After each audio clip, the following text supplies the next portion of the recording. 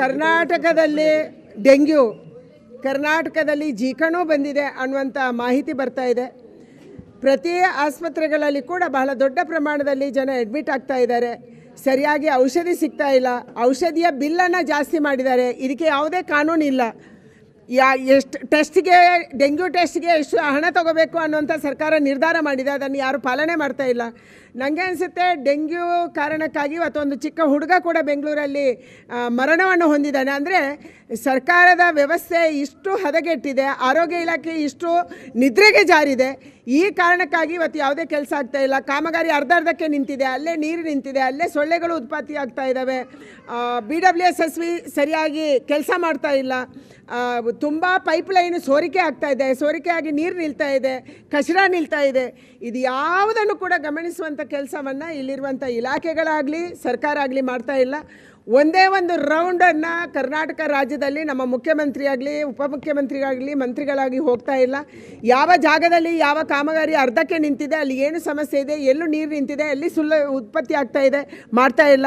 ಬೆಂಗಳೂರಲ್ಲಿ ಮಾರ್ಷಲ್ಗಳು ಅನ್ನುವಂಥದ್ದು ಇದ್ದಾರೆ. ಮಾರ್ಷಲ್ಗಳು ದುಡ್ಡು ಸಂಗ್ರಹ ದುಡ್ಡು ಮಾಡೋಕ್ಕೆ ಇದ್ದಾರೆ ಹೊರತು ಅವರು ಜನರ ಕೆಲಸಕ್ಕಾಗಿ ಇಲ್ಲ. BBMP ಅಧಿಕಾರಿಗಳು, ಎಂಜಿನಿಯರ್ಸು ಯಾವುದೇ ವಾರ್ಡ್ಗೆ ವಿಸಿಟ್ ಕೊಡ್ತಾ ಇಲ್ಲ. ಈ ಎಲ್ಲ ಹಲವಾರು ಸಮಸ್ಯೆಗಳು ಬೆಂಗಳೂರಲ್ಲಿ ಮತ್ತು ಕರ್ನಾಟಕದಲ್ಲಿ ಇದ್ದಾವೆ. ಸ್ಪಂದನೆ ಮಾಡುವಂಥ ಸರ್ಕಾರ ಇಲ್ಲ. ಇದೊಂದು ಮಲಗಿರುವ ಸರ್ಕಾರ. ಇವತ್ತು ಬಂಡೆಕಲ್ಲಿನ ಮೇಲೆ ನೀರು ಹಾಕಿದರೆ ಹೇಗೆ ಪ್ರಯೋಜನ ಇಲ್ವೋ, ಅದೇ ರೀತಿ ನಾವು ಏನೇ ಹೇಳಿದರೂ ಕೂಡ ಈ ಸರ್ಕಾರದಲ್ಲಿ ಪ್ರಯೋಜನ ಇಲ್ಲ. ಯಾಕೆಂದರೆ ಕೇವಲ ಮುಖ್ಯಮಂತ್ರಿ ಯಾರಾಗಬೇಕು, ಉಪಮುಖ್ಯಮಂತ್ರಿ ಯಾರಾಗಬೇಕು, ಈ ಕಾಂಪಿಟೀಷನ್ ಕರ್ನಾಟಕದಲ್ಲಿ ನಡೀತಾ ಇದೆ. ಕಾಂಪಿಟೀಷನ್ನ ಕಾರಣಕ್ಕಾಗಿ, ಪರಸ್ಪರ ಒಲಜಗಲದ ಕಾರಣಕ್ಕಾಗಿ ಜನರನ್ನು ಮರ್ತಿರುವಂಥ ಸರ್ಕಾರ ಕರ್ನಾಟಕದಲ್ಲಿದೆ. ತಕ್ಷಣ ಎಚ್ಚೆತ್ಕೊಳ್ಬೇಕು. ಇನ್ನಷ್ಟು ಪ್ರಾಣ ಹೋಗೋ ಮೊದಲು ಎಚ್ಚೆತ್ಕೊಳ್ಬೇಕು. ಕಾನೂನು ಸುವ್ಯವಸ್ಥೆ ಹಾಳಾಗಿದೆ.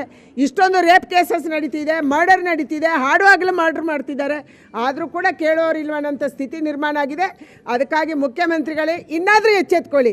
ಜನ ಸಾಯುವ ಮೊದಲು ಎಚ್ಚೆತ್ಕೊಳ್ಳಿ. ಜನರನ್ನು ಕಾಪಾಡಿ. ಆರೋಗ್ಯಕರವಾಗಿರುವಾಗೆ ನೋಡ್ಕೊಳ್ಳಿ. ಕಾನೂನು ಸುವ್ಯವಸ್ಥೆ ಸರಿಯಾಗಿರುವಾಗೆ ನೋಡ್ಕೊಳ್ಳಿ. ಇದು ನಮ್ಮ ಆಗ್ರಹವನ್ನು ನಾನು ಕರ್ನಾಟಕದಲ್ಲಿ ಡೆಂಗ್ಯೂ, ಕರ್ನಾಟಕದಲ್ಲಿ ಜೀಕಣು ಬಂದಿದೆ ಅನ್ನುವಂಥ ಮಾಹಿತಿ ಬರ್ತಾ ಇದೆ.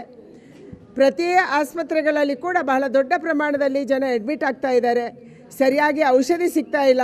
ಔಷಧಿಯ ಬಿಲ್ಲನ್ನು ಜಾಸ್ತಿ ಮಾಡಿದ್ದಾರೆ. ಇದಕ್ಕೆ ಯಾವುದೇ ಕಾನೂನು ಇಲ್ಲ. ಎಷ್ಟು ಟೆಸ್ಟ್ಗೆ, ಡೆಂಗ್ಯೂ ಟೆಸ್ಟ್ಗೆ ಎಷ್ಟು ಹಣ ತಗೋಬೇಕು ಅನ್ನುವಂಥ ಸರ್ಕಾರ ನಿರ್ಧಾರ ಮಾಡಿದೆ. ಅದನ್ನು ಯಾರು ಪಾಲನೆ ಮಾಡ್ತಾ ಇಲ್ಲ. ನನಗೆ ಅನಿಸುತ್ತೆ ಡೆಂಗ್ಯೂ ಕಾರಣಕ್ಕಾಗಿ ಇವತ್ತೊಂದು ಚಿಕ್ಕ ಹುಡುಗ ಕೂಡ ಬೆಂಗಳೂರಲ್ಲಿ ಮರಣವನ್ನು ಹೊಂದಿದ್ದಾನೆ. ಅಂದರೆ ಸರ್ಕಾರದ ವ್ಯವಸ್ಥೆ ಇಷ್ಟು ಹದಗೆಟ್ಟಿದೆ, ಆರೋಗ್ಯ ಇಲಾಖೆ ಇಷ್ಟು ನಿದ್ರೆಗೆ ಜಾರಿದೆ. ಈ ಕಾರಣಕ್ಕಾಗಿ ಇವತ್ತು ಯಾವುದೇ ಕೆಲಸ ಆಗ್ತಾ ಇಲ್ಲ. ಕಾಮಗಾರಿ ಅರ್ಧಕ್ಕೆ ನಿಂತಿದೆ, ಅಲ್ಲೇ ನೀರು ನಿಂತಿದೆ, ಅಲ್ಲೇ ಸೊಳ್ಳೆಗಳು ಉತ್ಪತ್ತಿ ಆಗ್ತಾ ಇದ್ದಾವೆ. BWSSB ಸರಿಯಾಗಿ ಕೆಲಸ ಮಾಡ್ತಾ ಇಲ್ಲ.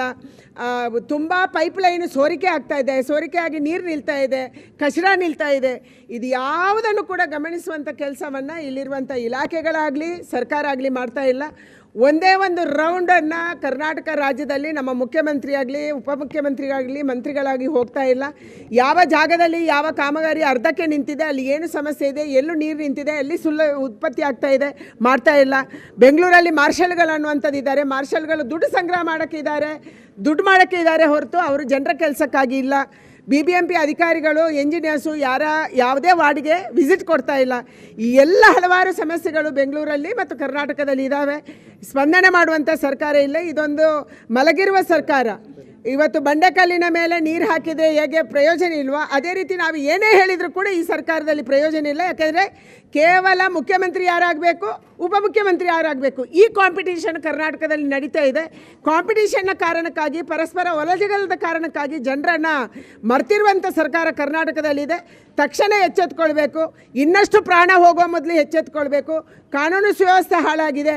ಇಷ್ಟೊಂದು ರೇಪ್ ಕೇಸಸ್ ನಡೀತಿದೆ, ಮರ್ಡರ್ ನಡೀತಿದೆ, ಹಾಡುವಾಗಲೂ ಮರ್ಡರ್ ಮಾಡ್ತಿದ್ದಾರೆ. ಆದರೂ ಕೂಡ ಕೇಳೋರಿಲ್ವನ್ನಂಥ ಸ್ಥಿತಿ ನಿರ್ಮಾಣ ಆಗಿದೆ. ಅದಕ್ಕಾಗಿ ಮುಖ್ಯಮಂತ್ರಿಗಳೇ ಇನ್ನಾದರೂ ಎಚ್ಚೆತ್ಕೊಳ್ಳಿ. ಜನ ಸಾಯುವ ಮೊದಲು ಎಚ್ಚೆತ್ಕೊಳ್ಳಿ. ಜನರನ್ನು ಕಾಪಾಡಿ. ಆರೋಗ್ಯಕರವಾಗಿರುವಾಗೆ ನೋಡ್ಕೊಳ್ಳಿ. ಕಾನೂನು ಸುವ್ಯವಸ್ಥೆ ಸರಿಯಾಗಿರುವಾಗೆ ನೋಡ್ಕೊಳ್ಳಿ. ಇದು ನಮ್ಮ ಆಗ್ರಹವನ್ನು ನಾನು ಸರ್ಕಾರಕ್ಕೆ